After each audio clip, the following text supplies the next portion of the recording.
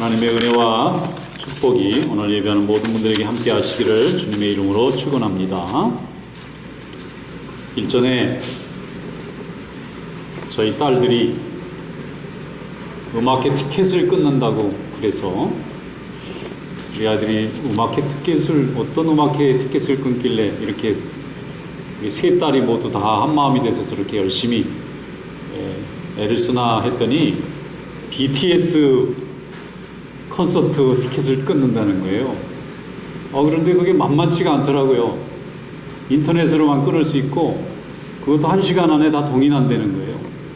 가까운 휴스턴에 이제 달라스에 오는데 거기에 9월 달에 한답니다. 근데 그 끊기는 5월 달인가 끊은 것 같아요.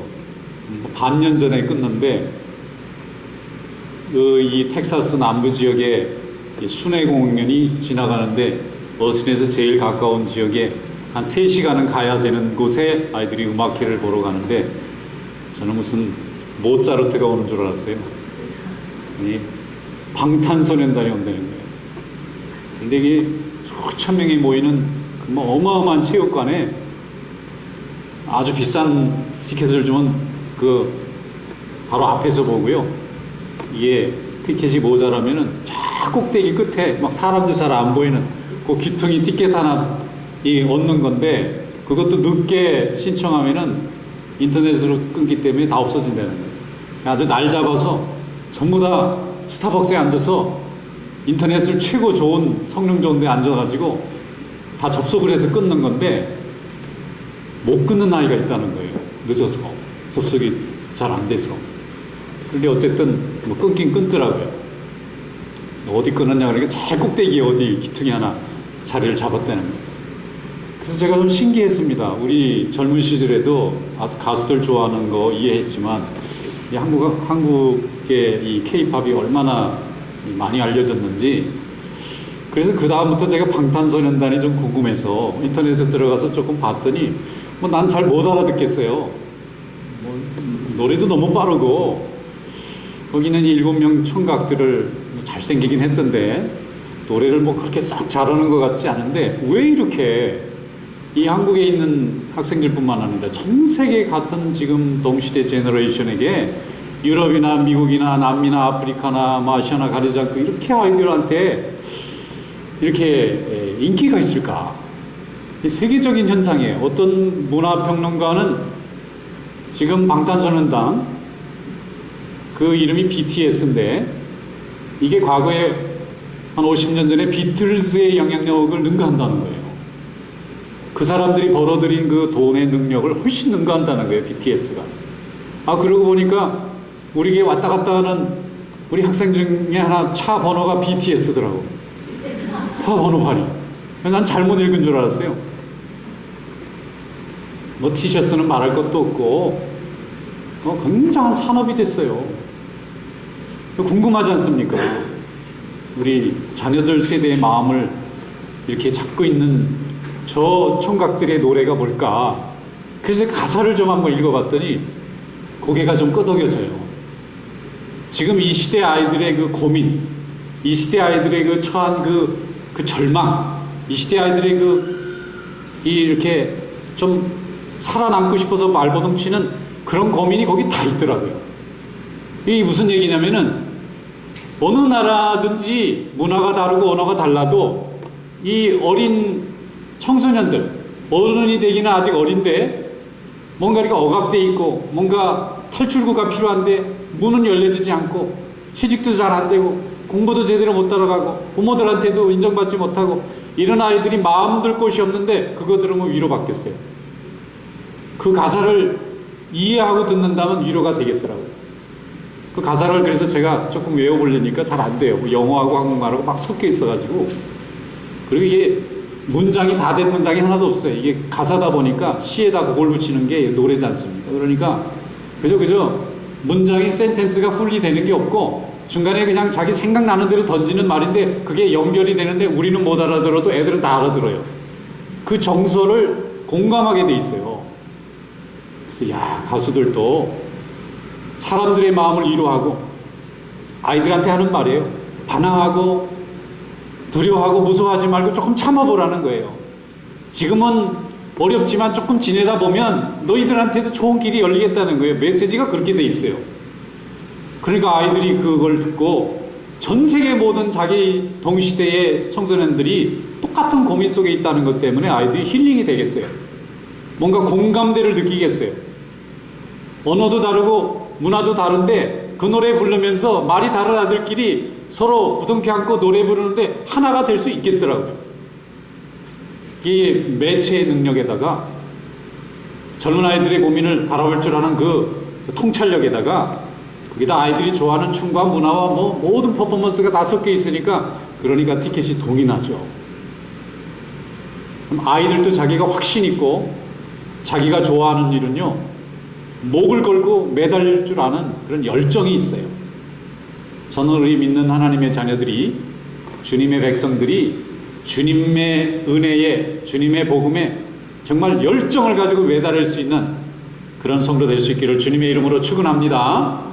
오늘 예수님께서는 마지막으로 예루살렘에 올라가시면서 제자들에게 꼭 알려주고 싶었던 말씀이 있어요. 그건 뭐냐면 하나님 앞에 믿고 구하고 의심하지 말라는 거예요.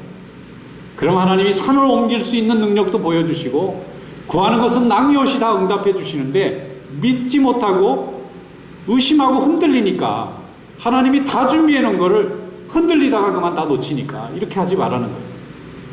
예수님은 제자들에게 기도와 간구는 입으로 하는 것이 아니라 생각으로, 마음으로, 결단으로 한다는 것을 알려주고 있습니다. 다 같이 한번 성경 열어보겠습니다. 마가복음 11장 22절부터 24절 말씀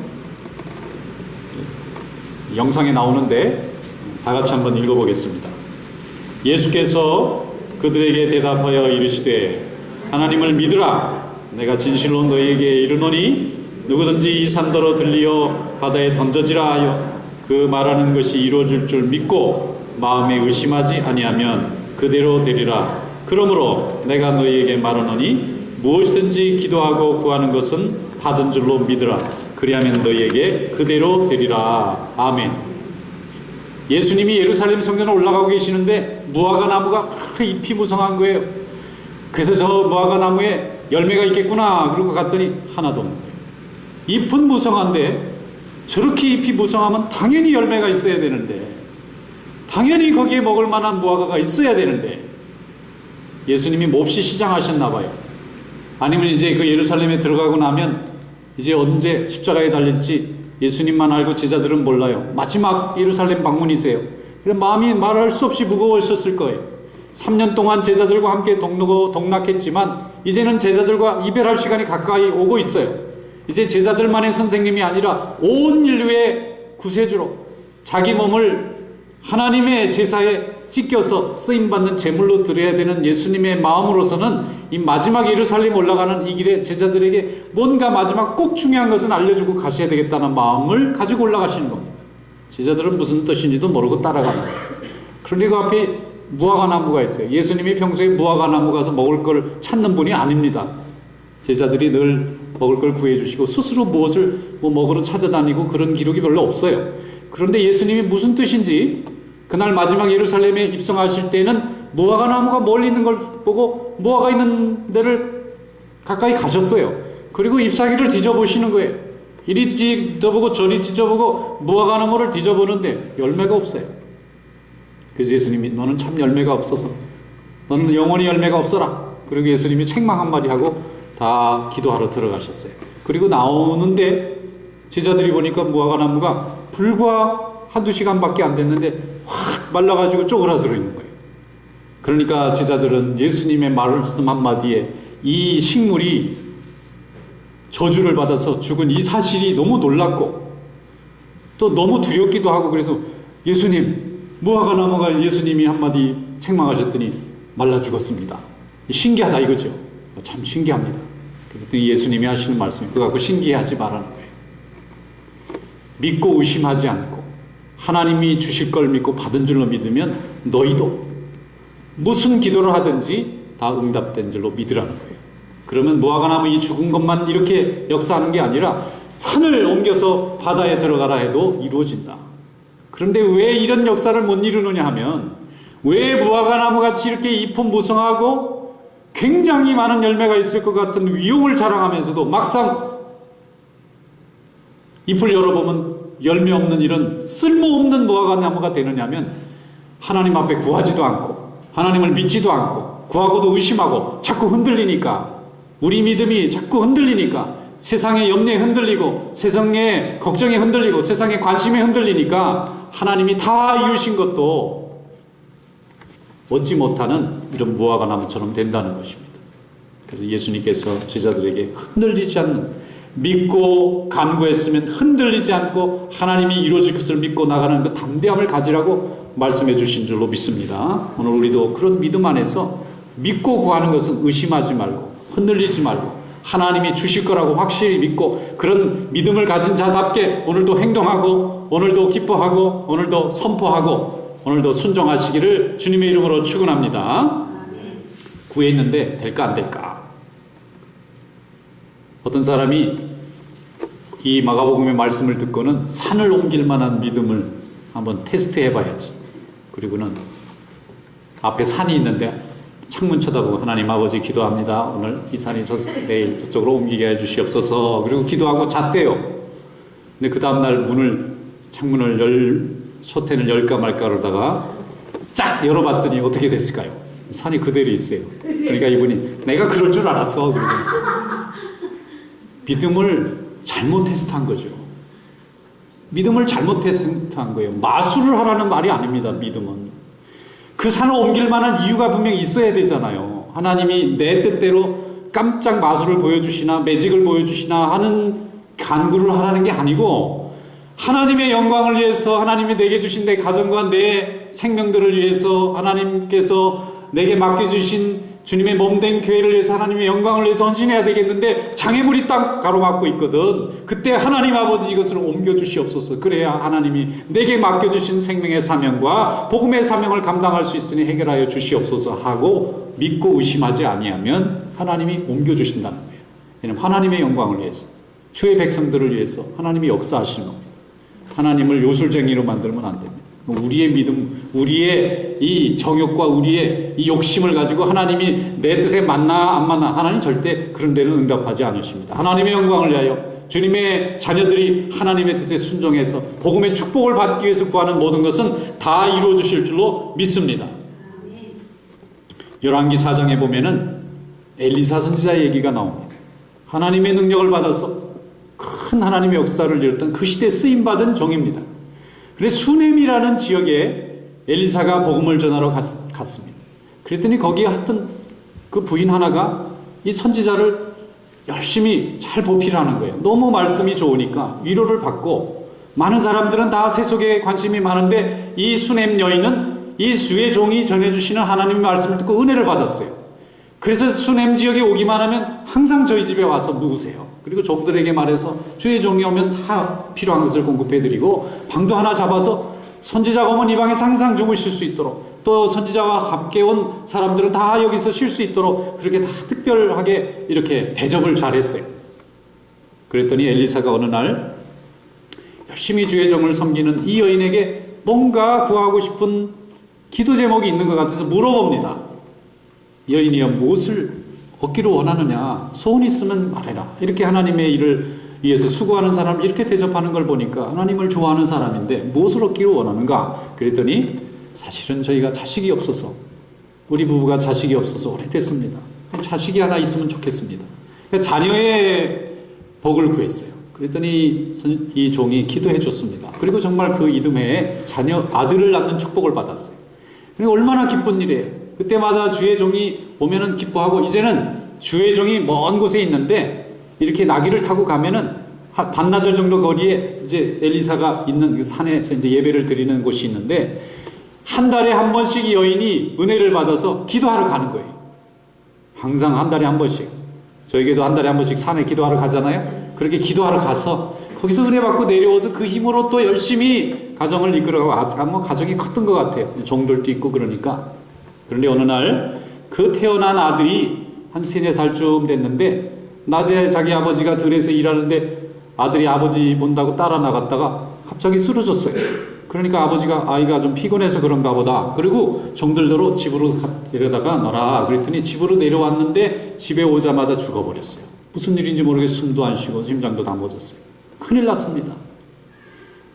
그리고 어머니가 그 아이를 아무도 모르게 다락에다 딱 놓고 나귀를 타고 옷을 챙겨 입고는 얼른 선지자가 있는 그 산으로 가는 거예요.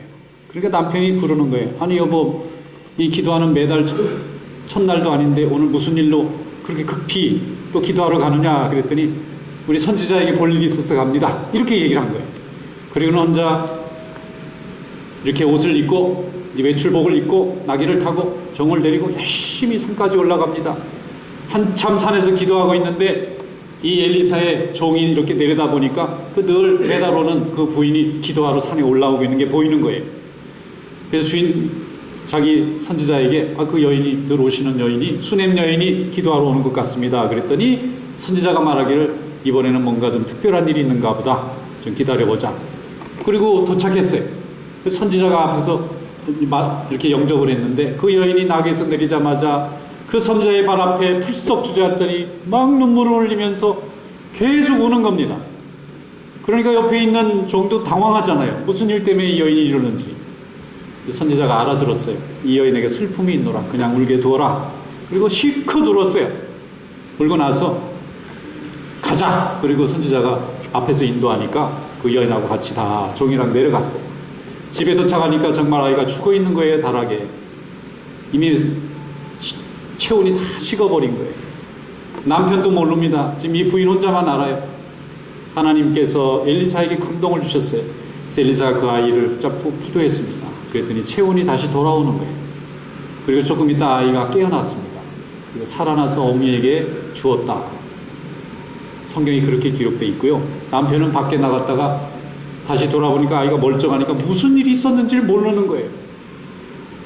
이 여인이 하나님 앞에 기도했더니 아들을 받은 확신과 경험이 있으니까 이 아이가 잘못돼서 목숨이 잘못돼서 죽었을 때에 이 여인의 선택은 사람들을 불러다가 의원을 부르라고 하고 남편을 불러다가 집안이 그냥 선하게 하는 방법을 포기하고 이것은 내게 하나님의 은혜를 알려준 선지자에게 가서 눈물로 내 아들을 살려달라고 얘기하는 길 외에는 길이 없겠구나 생각한 거예요. 확신했습니다. 믿어 의심이 다 없어 온전히 믿고 따라간 겁니다. 이건 선지자에게 가서 하나님 앞에 구하면 분명히 나올 수 있다. 남편한테도 얘기 안 한 거예요. 남편이 어디 가냐고 물어보니까 선지자에게 볼 일이 있어 갔다 옵니다 하고는 선지자에게 얘기하면 남편이 알지도 못하게도 고쳐줄 수 있다고 믿은 겁니다. 알려봐야 지금 막 집안만 소란하게 돼 있어요. 하나님 앞에 기도하고 간구하면 하나님이 은혜 주시면 없던 자식도 만들어주시는 하나님이라면 죽은 자식도 살려낼 수 있다고 믿었습니다. 하나님이 그 아들을 살려주신 줄로 믿습니다. 우리 하나님은 믿고 의심치 아니하고 받은 줄로 믿은 자의 기도는 응답하십니다. 예수님이 마지막에 무화과 나무를 설명하면서 제자들에게 믿고 의심하지 말라는 거예요. 믿고 의심하지 않으면 하나님께서 인도해 주시고 응답해 주신다는 거예요. 이 믿음의 능력을 이미 우리에게 주었습니다. 제자들에게 이미 주었습니다. 주님의 보혈을 붙잡고 거듭나고 중생한 사람은 이미 하나님께서 그 능력을 주셨어요. 그런데 기도하다 말고 딴 일 보러 가시기 때문에 기도하다 말고 이 방법으로 안 될 것 같으니까 다시 다른 방법으로 다시 헤매고 다니다가 흔들리는 배같이 요동하는 자가 되는 것입니다. 마태복음 14장에 보면 예수님께서 제자들과 함께 갈릴리 바다를 가시는데 제자들이 배에 앉아서 보니까 예수님이 걸어오시는 거예요. 사람이 무리를 걸을 수 없지 않습니까?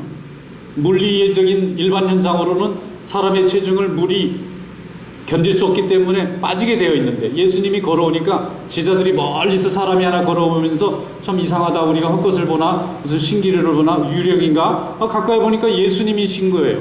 예수님이시다. 그러니까 그 중에 베드로가 탁 손을 들고 예수님, 저도 예수님처럼 무리를 걷게 하여 주시옵소서 이렇게 된 거예요.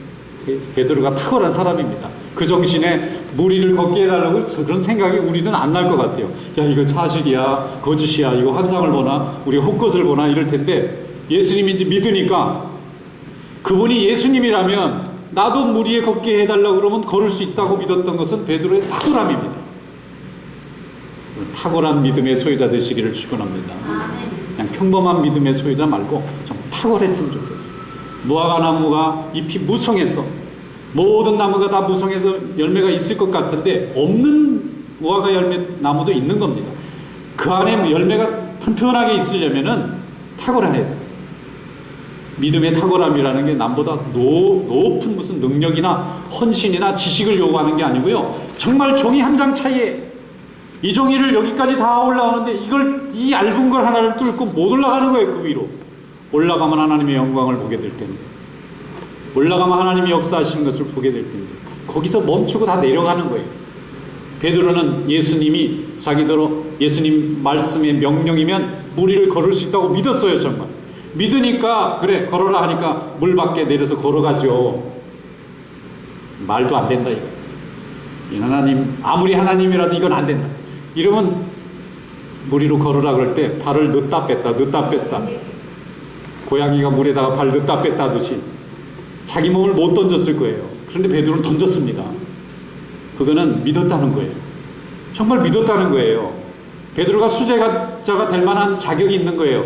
다른 사람은 세상적으로 올 때 지식도 있고 과거도 뭐 경력도 화려한데 베드로만큼 100% 예수님을 믿고 100% 예수님의 말씀을 믿고 따라가는 믿음이 부족했기 때문에 베드로만큼 그런 경험을 못 해본 거예요. 베드로는 걸었습니다. 저벅저벅 걸어갔습니다. 근데 바람이 휙 부니까 갑자기 무서운 생각이 들어서 예수님 바라보고 갔으면 예수님이 도착하는 데까지 갈 텐데 예수님이 아직 앞에 가려면 좀 거리가 있는데 바람을 쳐다봅니다. 그 순간에 바람과 함께 의심이 마음속으로 들어왔어요. 꼭 바람 든 무같이 의심의 바람이 쑥 들어가가지고 이 내가 걸을 수 있다는 게 말이 안 되는 거지. 그제서야 맨정신이 들었나 봐요. 예수님 말씀에 취해서 걸을 수 있습니다 하고 걷다가 이 인간인지라 인간이 이렇게 걸어다니면 안 되는 건데 어떻게 내가 걷지? 그리고는 두려운 마음이 들어서 바람을 바라보고 물결을 바라보는 순간에 성경은 말합니다. 물에 빠져버린 겁니다. 쭉 빠져들어가서 막 살려달라 아우성입니다. 예수님이 건져내서 배에다 올려놓고 하시는 말씀이 왜 의심했느냐 그거예요. 왜 의심했느냐? 네가 걷고 있는 현실을 보면서 왜 의심하느냐고. 베드로는 그걸 그때는 무슨 말인지 못 깨달았을 거예요. 나중에 성령 받고 교회를 이끌어가고 하나님의 역사를 위해서 기도할 때 예수님께서 그런 말씀하시는데 의심과 확신, 하나님의 응답이 이루어지지 않는 사이에는 의심이라는 마지막 시험 이걸 통과해야 됩니다.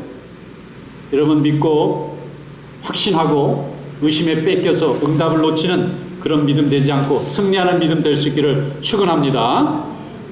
마태복음 14장 31절에 이렇게 말씀했어요. 예수께서 즉시 손을 내밀어 그를 붙잡으시며 이르시되 믿음이 작은 자여 왜 의심하였느냐.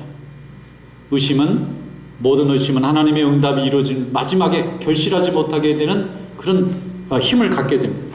야고보서 1장 6절로 8절에 말씀합니다. 오직 믿음으로 구하고 조금도 의심하지 말라. 의심하는 자는 마치 바람에 밀려 요동하는 바닷물결 같으니 이런 사람은 무엇이든지 주께 얻기를 생각하지 말라. 두 마음을 품어 모든 일에 정함이 없는 자로다. 한 마음 가지시기 축원합니다. 하나님이 주실 걸 믿고 하나님이 나를 지켜주실 걸 믿으면 지킨 하나님의 자녀라는 것을 확신하고 그와 합당한 선택과 모습으로 살아가야 될 줄로 믿습니다. 에스라에 보면은 포로에서 잡혀온 유대인들이 성전 건축합니다. 그들은 잘 살 수 있는 페르시아 제국의 그 대제국을 포기하고 다 망하고 폐허가 된 조국을 향해서 돌아왔어요. 그리고 예배를 드려야 되기 때문에 레위 지파들, 순수한 레위 지파들 혈통 3대 4대를 조사해서 예배 드릴 수 있는 레위 지파들을 선발해가지고 그분들을 설득해서 너희들이 가야만 돌아가서 예배 드릴 수 있다고 데리고 온 것이 바로 포로들의 성전 건축이었어요. 그렇게 열정적이었습니다. 하나님이 예배 잘 드리면 우리 민족도 회복시켜 주시고 우리 나라도 회복시켜 주실 거라고 믿었습니다. 시작은 건물 하나 짓는 거였지만 그 건물을 짓기 위해서 그들은 믿음이 필요했고 말씀이 필요했고 하나님의 능력이 필요했어요. 그래서 성전 건축을 시작했습니다. 그런데 70년 동안 버려진 땅에 옛 주인이 와서 건물을 짓는다니까 그 70년 사이에 와서 살고 있던 이민족들이 방해하기 시작했어요. 이들이 다시 나라를 세우면 과거의 다윗과 같은 굉장한 나라가 서게 될 텐데 그럼 우리는 쫓겨나겠구나. 그리고는 해방합니다. 나중에 어디까지 해방하느냐 하면 페르시아 황제가 다스리는 영토였으니까 이들이 건물을 지어서 반역을 하려고 합니다. 그러니까 황제가 그 보고서를 받고는 성전 건축 중단! 그랬어요. 처음에는 허락해서 왔는데 그 다음엔 중단시켰습니다. 그리고 한 해, 두 해, 10년, 15년이라는 긴 세월 동안 성전은 지어질 수 없었습니다. 만약에 벽돌 한 장이라도 쌓으려고 하면 당장 잡혀가서 죽을 수도 있습니다. 황제의 명령은 무서운 것이었어요. 그걸 거역하는 자는 3대를 멸할 정도로 무서운 법이 있었기 때문에 이스라엘 백성들은 너무나 무서워서 벽돌 한 장도 그 위에 올리지 못하고 10년 세월을 지냈습니다. 그들의 마음속에 자기의 믿음의 양심에 고통이 따라왔어요. 우리가 이거 하자고 여기 왔느냐? 우리가 여기서 먹고 살고 이렇게 자식이나 키우고 집이나 짓고 있으면서 하나님의 성전은 저렇게 비가 오는데 다 잡초가 우거지도록 저렇게 만들려고 우리가 여기 왔느냐? 그러면 차라리 페르시아 제국에 남아있는 게 나았었도다. 여기까지 왔는데도 하나님의 교회에서 예배 드릴 수도 없고 하나님의 성전이 새로워진 거기서 하나님께 말씀을 들을 수도 없는 이런 일을 해서 우리가 왔다면 우리는 실패한 거 아니냐? 그때 하나님께서 학개와 스가랴라는 선자를 보내서 그들에게 설교하기 시작합니다. 학개와 스가랴 선자는 빈 성전터에서 설교하기 시작했고 그들이 먹고 사는 이 장터와 동네에 가서 설교하기 시작했어요. 하나님의 집은 저렇게 해놓고 너희들이 좋은 집 짓고 자녀 잘 키우는 것이 행복하냐? 그러니까 그들이 다 통회하고 눈물을 흘리고 회개했어요. 그렇습니다. 하나님의 교회를 세워놔야만 우리가 보람이 있겠습니다. 그러면 다시 짓자. 두 편으로는 아닙니다. 한쪽은 황제가 금지한 걸 우리가 했다가 목이 달아날 일이 있느냐? 황제가 금지한 일을 우리가 어떻게 하느냐? 우리는 권력도 없고 우리는 군대도 없고 저항할 수 있는 힘도 없는데 황제가 이 짓는 것을 알고 찾아와서 우리를 몽땅 잡아가면 성전을 고사하고 우리 자손들까지 다 끊어질 것이 아니냐? 비관론을 주장하는 사람이 많았어요. 그런데 그래도 하나님이 원하시는 일이고 우리가 사명이 있어서 여기 온 것이 아니냐? 기도하고 하나님 앞에 구하자. 열심히 기도했습니다. 그런데 황제를 이해시켜야 될 거 아니에요. 그래서 황제에게 설득하기 위한 사절단을 보내서 황제에게 설명했습니다. 우리가 짓는 이 건물은 이게 무슨 공경용도 아니고 무슨 행정을 위한 것도 아니고 예배를 드리기 위한 것이고 아무런 다른 군사적인 목적이 없다. 그리고 설명을 했더니 황제가 이해를 했어요. 그래서 다시 허락이 떨어졌습니다. 15년 만에 다시 성전 건축 허가가 떨어졌어요. 건축 허가가 떨어졌어요. 그래서 그들이 몇 달 만에 다 지었습니다.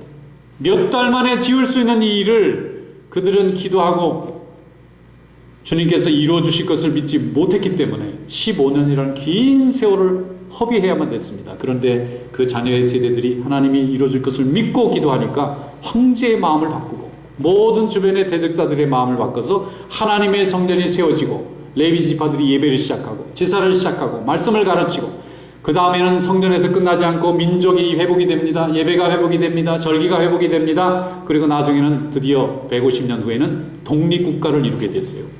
예수님이 오시기 100년 전의 일입니다. 이것이 무엇입니까?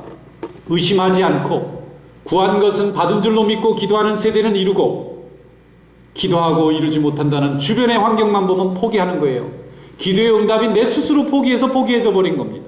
끝까지 믿고 하나님 앞에 구했으면 하나님이 이루어 주실 줄로 믿습니다. 마가복음 11장 오늘 24절 말씀에 이렇게 말씀합니다. 내가 너에게 말하노니 무엇이든지 기도하고 구하는 것은 받은 줄로 믿으라. 그리하면 너희에게 그대로 되리라. 우리는 기도가 주문이 아닙니다. 마술을 하기 위한 무슨 특별한 표현이 아닙니다.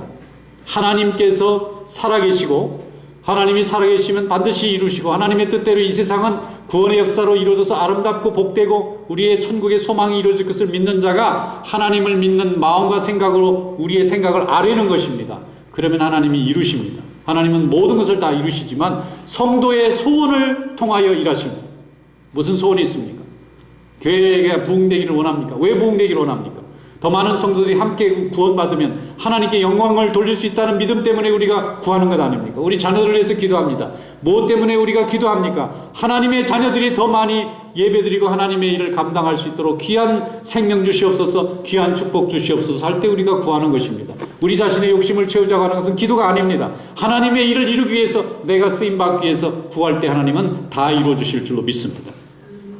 저와 같이 신학교에서 공부한 우리 동기 목사님 중에 한 분이 연해주 선교사로 수고하고 계신데, 신학교 졸업하고 나서 저는 교회 부목사로 이렇게 가게 됐고, 이분은 선교사로 서원을 하시더라고요. 그리고 그분은 소련의 문이 그때 막 열렸어요. 그래가지고 거기에 복음을 전하러 들어갔는데, 연해주는 우리가 해방 전에 일제치하에 많은 한국분들이 그 일본 사람들의 핍박을 피해가지고 국경을 넘어서 도망간 소련 땅입니다. 그 연해주 아래가 일본이잖아요. 거기 한국분들이 많이 살았던 것 같아요. 그런데 공산주의가 생긴 이후로 교회들이 다 고통받았잖아요. 그런데 1990년에 소련이 해체되면서 개방됐어요. 그래서 그때부터 이 서구의 자유진영에 있는 나라의 선교사들이 많이 들어갔어요. 한국 선교사도 그때 많이 들어갔어요. 이분도 그때 들어갔어요. 들어가서 열심히 복음을 전하는데 교회들이 막 섭니다. 교회들이 막 생겨나고, 학교도 생겨나고, 병원도 생겨나고, 선교센터도 생겨나고. 그랬더니 이 과거에 러시아에 오래 있는 사람들이, 외국 사람들이 들어와서 자꾸 교회 만들고 자기들하고 다른 걸 자꾸 전하니까 기분이 안 좋았나 봐요. 러시아 사람들은 원래 기독교를 믿는데 그 사람들은 1000년 넘게 정교회라는 걸 믿습니다. 우리하고는 예배 스타일이 좀 다르긴 합니다. 그런데 다 예수를 믿지만 이 해외에서 온 사람들은 개신교를 전하니까 좀 기분이 안 좋았나 봐요. 그래서 러시아 의회를 설득해서 정교회가 어떤 법을 통과했느냐면, 1990년 이전에 나라에 등록한 교회는 교회고, 1990년 개방 이후에 페레스트라이크 그 뒤에 들어온 교회는 다 등록을 취소한 거예요. 나라법을 그렇게 정해놨어요. 국회에서 통과시켜놨어요. 그러니까 이제 나가야 돼요. 추방당하는 겁니다. 1990년 이전에 있는 교회가 어디 있었겠어요? 1990년 이전에 다 공산주의인데 어떤 교회가 들어가서 교회를 세웁니까? 그래서 다 짐 싸들고 30일 이내 안 나가면 다 감옥에 넣겠다 그러니까, 카나다에서 간 선교사, 미국에서 간 선교사, 호주에서 간 선교사님들이 다 이제 짐 싸들고, 자기가 아무리 예배당 잘 짓고 선교센터 지금 뭐예요? 다 이제 비자가 다 끊어지니까 다 바깥으로 나와야 되는 거예요. 그런데 한인 선교사님들이, 거기도 또 한국 선교사들이 열심히 복음을 전했는데 그걸 놓고 날아가려니까 얼마나 안타까워요. 그리고 다른 나라 선교사들하고 다른 게, 이 한국 선교사들은 거기 한인들 2세 3세들이 살고 있잖아요. 그 사람들이 지금 모든 교회 중심이 돼 있고, 그 사람들을 더 훈련시켜서, 그 사람들은 소련 말도 너무 잘하니까, 러시아 말도 너무 잘하니까 지금 선교의 열매가 막 일어나려고 그러는데, 복음을 전해서 10년밖에 안 됐는데 다 추방을 시키니까 얼마나 안타까워요. 하나님 앞에 기도했대요. 모였어요. 교인들과 함께 기도했습니다. 하나님 아버지, 우리가 나가고 나면 이 교회가 이제 막 일어나려고 그러는데, 한인 교회들이, 이 하나님의 교회들이 생겨나야 되는데, 이 한국말도 하고 러시아 말도 하는 이렇게 귀한 종들이 여기서 교회를 세워야 되는데 우리가 이렇게 쫓겨나면 어떻게 합니까? 그렇게 한참 기도했더니 어떤 분이 무슨 서류 하나를 가져왔대요. 거기 오래 살았던 3세 할아버지가. 그분 이름을 제가 알려줬는데 너무 평범한 이름이라서 제가 기억해요. 블라지미르. 그런 이름을 가진 분이 오셨대요. 뭘 바꿨냐면 1938년도에 연해주 주정부가 한인교회를 허락한 설립증을 가지고 온 거예요. 그래서 이걸 준 거예요. 열어보니까 한인교회가 그때 처음 일제치하 때 도망을 가서 거기서 교회를 처음 세우려니까 교회를 등록한 그 증을 갖고 온 거예요. 어디서 뒤져가지고. 이걸 이제 가지고 정부에 가서, 우리는 1938년에 우리 한인들이 그걸 떠나서 여기서 교회 처음 지었던 이 교회가 그동안 공산주의로 외국인이 못 들어왔다가 1990년에 소련이 개방되면서 입국했으니까 다시 이게 살아난 거다. 그 후손들이 지금 있고, 이 후손들이 세운 교회고, 지금 한국에서 온 선교사님들이 목회하러 오신 거지, 이게 나중에 지은 게 아니다. 이걸 가지고 이제 유권 해석을 해야 되는 거예요, 자기들이. 근데 분명히 연해주 주정부의 주지사가 찍은 도장이, 1938년도 도장이 꽉 찍혀 있으니 어떻게 해요? 오케이. 법은 법대로 얘기하잖아요. 그러면 한인교회 1938년도에 한국 사람들이 연해주 이 러시아 땅에 와서 지은 교회와 연관된 교회는 추방 안 하고 나머지 교회는 다 떠나라. 그래가지고 그것만 남았어요. 그리고 세월이 많이 지났는데 한국 선교사들이 지은 선교 열매가 어마어마합니다. 그게 고국과의 또 연결고리도 되고. 그래서 한국 선교사님들이 고민 안 해요. 거기만 도착하면 러시아 말을 샥샥샥샥 잘하는 3세들이 딱 기다리고 있다가 복음만 전하면 옆에서 착착착착 통역해 주는 거예요. 한국말을 뭐 유창하게 못하는 사람들이지만 배워서 기도하고 끝까지 하나님 앞에 하나님의 영광을 위해서 구한 자는 하나님이 응답하십니다. 근데 중간에 포기하면 하나님이 길을 가지고 계신데도 하나님이 응답해 주셨는데도 그 기도 응답을 받고 일해야 될 사람이 없는 거예요. 하나님은 반드시 이루실 줄로 믿습니다. 빌보서 4장 13절에 말씀합니다. 내게 능력 주시는 자 안에서 내가 모든 것을 할 수 있느니라. 사도 바울은 자기는 몸에 갇힌 사람인데 생각은 빌립보 교회가 잘 자라기를 바랬어요. 그 기도대로 감옥에 갇힌 사도 바울이 기도한 대로 빌립보 교회는 크게 성장했습니다. 감옥에 있는 사도 바울의 기도가 응답이 돼서 많은 사람들에게 복음을 전하는 훌륭한 교회가 됐어요. 여러분, 하나님의 역사를 확신하는 믿음 되시기 축원합니다. 믿고 구하세요. 믿었으면 받은 줄로 믿으세요. 의심하지 마세요. 흔들리지 마세요. 그러면 하나님은 반드시 우리 간구한 것을 100%다 들어주시는 그런 은혜로운 하나님이신 줄로 믿습니다. 이런 믿음으로 하나님께 영광 돌리시길 바랍니다. 마태복음 7장 8절에 예수님께서 직접 제자들에게 말씀했습니다. 구하는 이마다 받을 것이요 찾는 이는 찾아낼 것이요 두드리는 자에게는 열릴 것이니라. 마술을 말하는 것이 아닙니다. 믿음의 역사와 능력을 보라는 것입니다. 오늘 이런 믿음이 우리 성도들에게도 함께 하시기를 주님의 이름으로 축원합니다. 기도하겠습니다. 거룩하신 하나님 아버지 감사합니다.